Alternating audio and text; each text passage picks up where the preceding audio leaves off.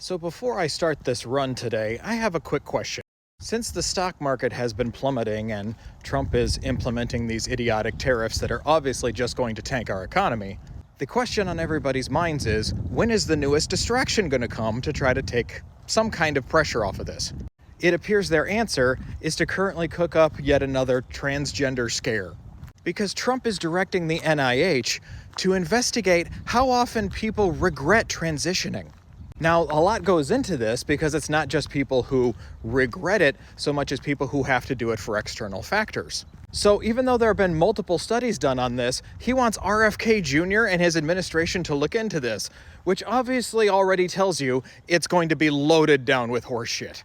Similar to how Muskrat said he found billions of dollars of fraud, yet he has yet to produce. But I digress.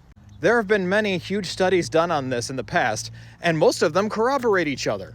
They say a very large national study found that 13.1% of transgender people participating in the US transgender survey reported detransitioning at some point in their lives. Now that 13% does not measure regret.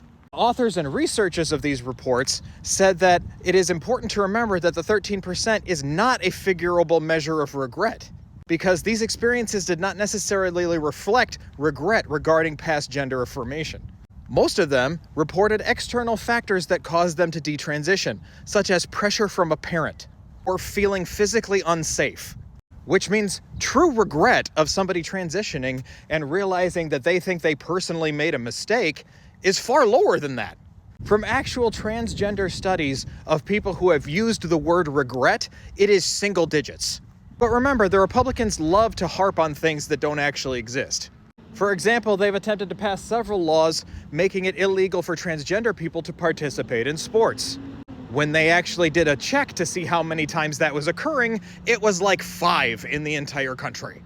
Then they made a big stink for months about how transgender people are supposedly attacking people in bathrooms, which again, happens so seldomly that there's no statistic on it.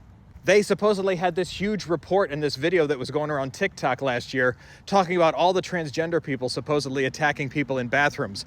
90% of those reports were not a transgender person attacking someone. They were completely misleading. That's just ludicrous. But now, in order to get people's minds off the failing economy and re-stoke that conservative rage, they now want to aim their sights back at the transgender community.